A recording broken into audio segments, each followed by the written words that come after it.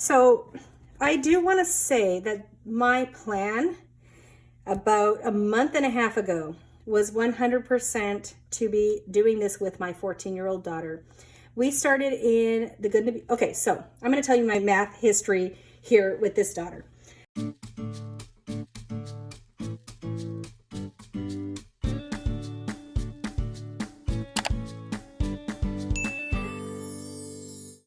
Hi friends, welcome back to Calm the Chaos Homeschool. If you're new here, my name is Davine and I homeschool 4 kids ages 10, 11, 12, and 14. So today I'm going to be talking about the Good and the Beautiful, Simply Good and the Beautiful Math 6. So it's their newer version. It's not brand new, but it came out probably about a year ago, I would say. So this is the Math 6. I'm going to be showing you what comes with the Math 6. It is now in 2 textbooks. We have an answer key, and I have the Mental Math 5 to show you because, well, maybe I'll explain it in a bit. So I do want to say that my plan about a month and a half ago was 100% to be doing this with my 14-year-old daughter. We started in the good. Okay, so I'm going to tell you my math history here with this daughter. We started homeschooling 3 years ago, and we started with teaching textbooks Math 4. And I think she was in 5th grade at the time. But Math 4, because she does struggle with math, and teaching textbooks is supposed to be sort of behind a year. So Math 4 seemed like the best pick for her. It did not work for her, and mostly because it was too spiral. Like each lesson had too many different questions that would pop up randomly, and it just was too much of just shifting of her mind to go back and forth. So we actually tried to do teaching textbooks Math 4 for about a year and a half. We probably did about 2/3 of 1 year. We just stopped. I did other things. We focused on other stuff. I think I did Math Mammoth for a while there with her. And then we went back to teaching textbooks and tried it for about 10 weeks and then just gave up. And what we moved to was the Good and the Beautiful Math 4. Now I chose it because, first of all, you could print off the PDFs free and try it for free. So I did. I printed off Math 4, tried it out, and it seemed to work. And so I liked the videos. She liked the videos. She loved the color of the Good and Beautiful Math. She loved it. She loved doing her math. She was very happy and excited. And it went really well for quite a while. So we did Math 4, and I would say we struggled. It's not always easy. We finished Math 4 into the next school year a little bit, and last year we worked on 5, and we almost finished Math 5 before school ended, maybe 3/4 of it. And so we were working on Math 5, and I purchased Math 6 because I was sure that we were going to go into Math 6 because this is the only math that has worked so far for her. However, over time, it just became something that she wasn't excited about anymore, and it really became a struggle. And so we are not using this level next year. Okay, so I don't want that to dissuade anyone from using this if they're looking at it and they think it might work for them. It worked really well for her for a while, and for her it's just really hard to find a math program that's going to work. So she really did enjoy it for a very long time. I will say about the Good and the Beautiful Math is if you have a struggling math student, don't try to just do a complete lesson as is. Break it up however you need to. We were breaking it up. I think we would do 3 lessons a week, and we would skip the reviews, and then the last 2 days of the week, she would do the review. So let's just take a look, and I'll kind of explain. And this is new to us, but I'm sure it's set up very similarly. All right, so here is the table of contents. If you want to take a look, you can pause me and take a look and see what they'll be learning. And then over here we have, oh my goodness, sorry, I'm bumping my computer, about the course. Oh, this might be a little tricky with this. My tripod is set up to the right of me here, and this book is a little large, so we'll see how this goes here. I might have to change position here. Okay, so here's Unit 1 overview. It always starts like that. All right, so let's take a look over here. I'm gonna angle you a little differently here. Okay, so there's a warm-up here, and then there's the video lesson. And so what you can do is on your computer, you can either go on your computer and just click on lesson 1, grade 6, lesson 1, or you can just have a phone, do a QR code, have your child watch it on your phone, listen to the lesson, and do the examples here. She loved the lessons. The lady teaching the lessons was really great. I saw very good real life examples. That's what I really love about The Good and the Beautiful. It is not monotonous and boring. It has really great life examples, and they have just some good, just the activities are fun and different each day. So that was a lot of fun for her. Now they have a mental math checkup here. So they didn't have that in 4 and 5. In 4 and 5, let me go back to this last mystery item. That is math 5 here. In 4 and 5, they had a separate mental math. And what I did with her, during 4th, when she was doing 4, we did not do the mental math. I didn't feel like she was ready to do the mental math. And then when she got to the 5, we did do the mental math, but we did the 4 mental math. So then I picked up 5 for her to do while she was doing 6. So that's, anyways, that's a little side note. That's if you do 5 or 4, you can get the mental math, and that's what that looks like. But with 6, they have it built in. So she has mental math here to do every day. Then we have the mini lesson. So this is explaining the lesson again, whatever they explained on the video, in just word form and picture form. So if that's something you wanted to teach and you didn't want to do the video, you could just do it from here. So we have options with this program. All right, and then we're at the practice pages. So over here, they have practice of the skill that they learned. And then here is the review. So review is going to be spiral. It's going to be reviewing what they learned in past books, this book, things like that. And so this doesn't look like a ton, but I feel like with the Good and the Beautiful math, there are definitely more questions than the average math book.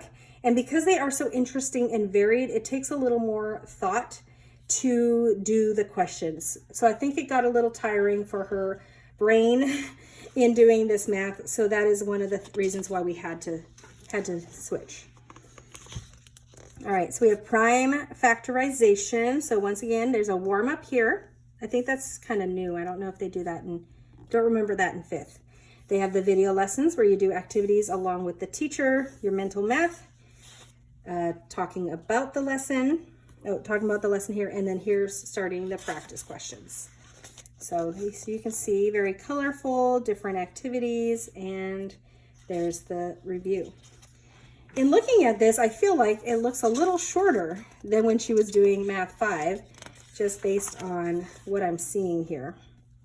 But there just can be a lot of total questions in a lesson, and that's what got to us, I think, in the end, and just a little mental fatigue for her, just because math is just not one of her things here.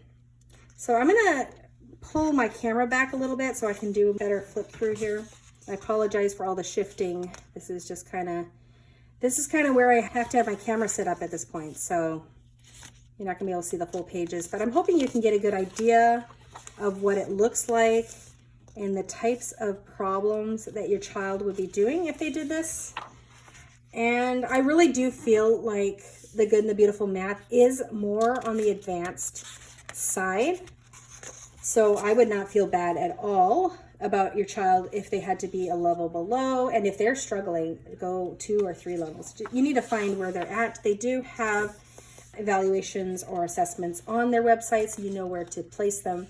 But I was very, very impressed, I will say, as we were going through the Good and the Beautiful, with the types of things she was learning in just 4 and 5. Like, she was learning definitely some solid pre-algebra concepts. And my plan was actually to do this one here, this Math 6, and then start a solid pre-algebra program. I have heard, but do not quote me on this, I have heard that their Math 7 might be considered pre-algebra. I think that is what I heard. So in that case, that would make sense. Math 6, if you're done Math 6, you'd be ready for pre-algebra. So when I moved her on to something else, I'm basically trying to do 1 more year, building a foundation, because that's what this would have been if we had been doing this, and then starting on pre-algebra the following year with her. I think we'll be ready. But I really do feel like the Good and the Beautiful math just taught her a lot of concepts. I was very impressed with what she was learning. Okay, so that is sort of what it looks like there. So that is book 1. They have 2 books. So let's just take a look quickly at book 2. So I guess a semester each, right? Move that out of screen there. All right, so there's 4 units, unit 4. And I'm gonna just take a look at the back here. So at the end of a unit, they will have, actually, let's see, here's some purpley pages. So that's the end of the unit. So once you get to the end of a unit, they will have some review days. So it's all review. So we have, this is all review from what you learned in unit 3. So all these pages. So I definitely broke these up. I did not make her do it in one day. And then this is supposed to be over 2 days. I definitely took longer than that. So they have student and then additional practice. So I would have her do these first. And if she did them without any help from me, or she kind of knew what she was doing, I let her skip these sections. But if she didn't, then we would go and do the additional practice. So that's supposed to take 2 days. I would say it probably took us 3 or 4 days to do this kind of review here. All right, and then at the end of the book, I'm wondering if they have more practice. All right, so it looks similar. So at the end of this book, they have a review of the unit, and then they have course assessment. So that's what this is here. So that is the sort of questions that they should be able to do by the end of this course. And then this reference chart, I always found these super helpful.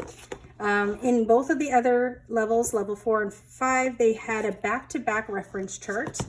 And what I would do is I'd pull it out. It was back-to-back. I would pull it out, and I guess you could pull both of these out, and I would laminate it. So she could use it as a bookmark for her math, but then she would also have just access to the information that she needed really easily. All right, finally, we have the answer key. This one is a bit thicker. You could go online and just look up the answers yourself or print off the answers. I personally like a physical copy. I did find when I printed off my answer book back in the day before I purchased, because I was just trying this out, the red was hard for me to read. So the answer book here is really nice to have. It's full color, basically a 2-page spread. So it's not as thick as those books that your student has, but that is the answer key. So very helpful, especially at a level like this. You don't want to have to be trying to figure out all the questions to all the answers in this math. I don't know. Even if you're good at math, why would you want to do that? There's the answer key. All right. So very helpful. So I just wanted to show you this, even though we're not planning on using it this year. We had very specific needs and just needed to go in a different direction. But I do, if this looks like something that would work for your child, if they like to have variety and they're okay with some review, and you can take, if you're okay with adjusting the pace. I think this could be really frustrating if you're not okay with adjusting the pace. Oh, I forgot to check how many lessons there were. I believe it is definitely not 188, so, or 180. So it's 120 lessons, so that's about 4 lessons a week. So you do have some flexibility in there. If you're planning on doing 5 days a week, you can slow down, and you're homeschooling. So take your time and do it as you like. And like I said, if math 7 is going to be pre-algebra, then you have a little bit of extra time there. That's okay to take your time. So I hope this video was helpful. If you are interested in seeing what we are doing with my 14-year-old who is going into 8th grade next year, before we do algebra, and what we switched to and why we switched to that video will be coming up on my channel.